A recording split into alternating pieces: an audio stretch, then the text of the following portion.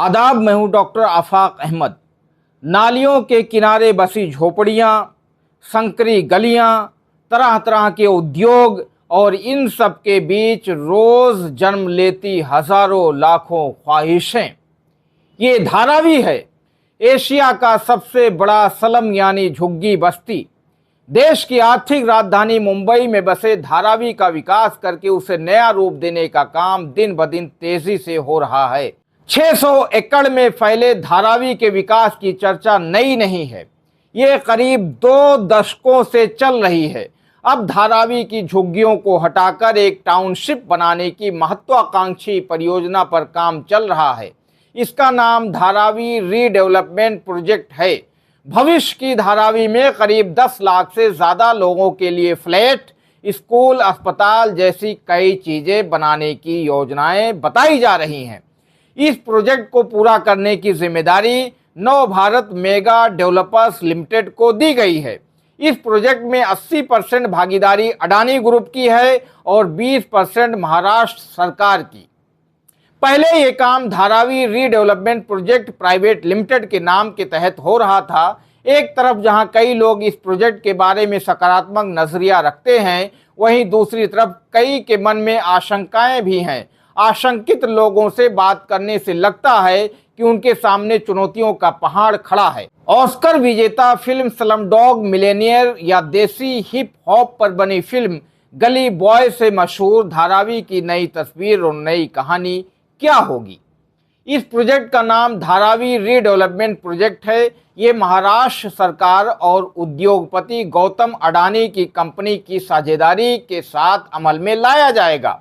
सरकार का मानना है कि पुनर्विकास के बाद 10 लाख से ज़्यादा लोग एक बेहतर और सम्मानजनक हालत में जिंदगी जी पाएंगे। इस पुनर्विकास के लिए कोई योग्य है या नहीं, इसके लिए 3 मापदंड तय किए गए हैं। पहला, जो लोग 1 जनवरी 2000 के पहले से धारावी में ग्राउंड फ्लोर पर रह रहे हैं, उन्हें धारावी में ही 350 स्क्वायर फुट के घर दिए जाएंगे। इनसे कोई पैसा नहीं लिया जाएगा।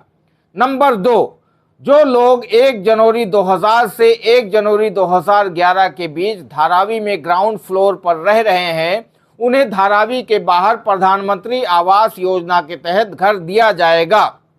और तीसरा, सभी ऊपरी मंजिलों में रहने वाले लोगों और साल 2011 से 15 नवंबर 2022 के दौरान धारावी में ग्राउंड फ्लोर पर रहने वाले लोगों को धारावी में घर नहीं मिलेगा।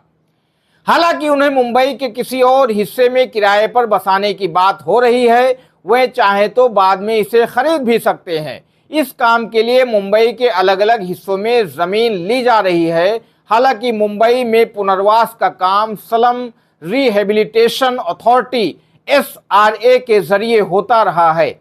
इसके तहत मकान पाने वाले पात्र व्यक्ति को 1 जनवरी 2000 से पहले उस झोपड़पट्टी में रहना जरूरी है जिसका पुनर्विकास हो रहा है। कुछ मामलों में साल 2000 से 2011 के बीच रहने वाले इंसानों को वैकल्पिक पुनर्वास जैसे किराए का घर दिया जा सकता है। इस काम के लिए मुंबई के अलग अलग जगहों पर मौजूद ज़मीन को कई टुकड़ों के इस्तेमाल करने की बात हो रही है। इनमें से एक पूर्वी मुंबई का देवनार इलाका है। ये कूड़े का डंपिंग ग्राउंड है, यानी यहाँ अलग अलग इलाकों से इकट्ठा कूड़ा जमा होता है। यहाँ कूड़ा ही कूड़ा है। धारावी के लोगों की चिंता है कि यहाँ हम कैसे रहेंगे। वैसे भी भारतीय पर्यावरण नियमों के तहत आमतौर पर किसी डंपिंग ग्राउंड के 500 मीटर के दायरे में आवासीय विकास की इजाज़त नहीं होती। स्लम रिहेबिलिटेशन स्कीम यानी SRA का मकसद झुग्गी बस्तियों में रहने वालों को बेहतर जिंदगी जीने के लिए सुविधाएं मुहैया कराना है। करीब 600 एकड़ में फैला धारावी मुंबई के 7 रेलवे स्टेशनों को जोड़ता है। यह इलाका बांद्रा कुर्ला कॉम्प्लेक्स से सटा हुआ है। यहाँ देश के सबसे बड़े कॉरपोरेट संस्थानों के दफ्तर हैं। आज जहाँ धारावी में प्रवासी कामकाजी वर्ग रहता है, वहाँ पहले शहर के मछुआरे रहते थे। प्रशासन अब धारावी को एक वैश्विक स्तर पर के शहर में तब्दील करना चाहता है, मगर यहाँ रह रहे लोगों के लिए ये कई तरह के छोटे बड़े उद्योगों का गढ़ है।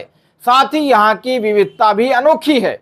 धारावी में हर साल पोल्ट्री, चमड़ा, प्लास्टिक जैसे छोटे उद्योगों से लगभग 1 अरब डॉलर की आमदनी होती है।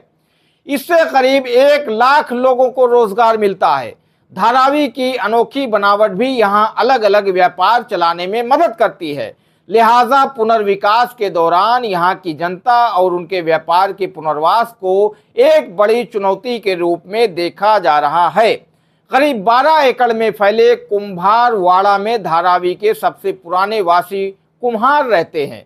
कुम्हार समुदाय के कई लोग घरों की निशानदेही करने वाले सर्वेक्षण का विरोध कर रहे हैं।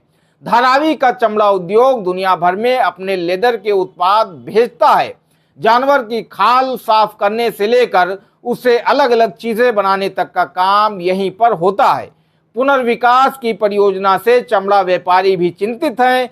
चमड़ा उद्योग का गढ़ बन चुकी इन गलियों में इमरान की दुकान है। यहाँ से लोग लेदर प्रोडक्ट खरीदते हैं। ये एक एग्जाम्पल भर है।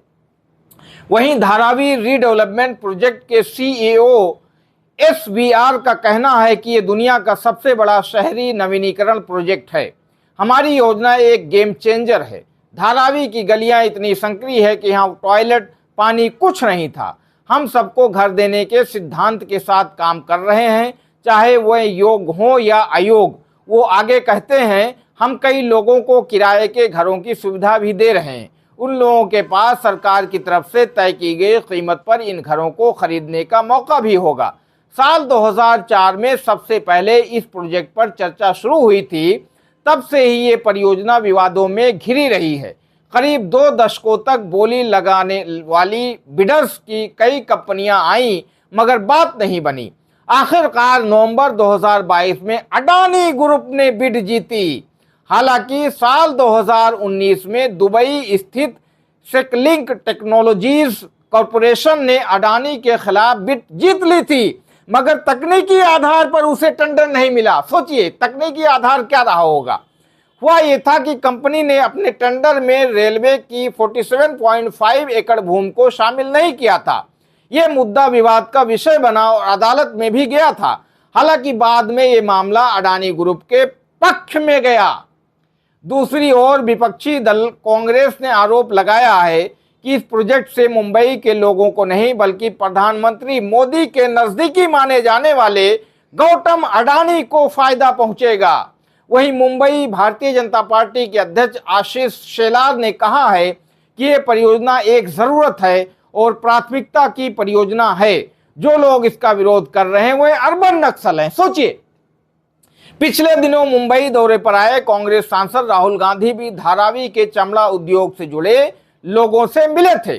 अब यह देखने वाली बात होगी कि इन सारे आरोप प्रत्यारोपों के बीच धारावी की किस्मत बदलती है या फिर सरकार के वरदहस्त प्राप्त क्रोनी पूंजीपतियों, अडानी जैसे उद्योगपतियों की किस्मत और संवरती है। ये सब अभी भविष्य के गर्भ में छुपा हुआ है।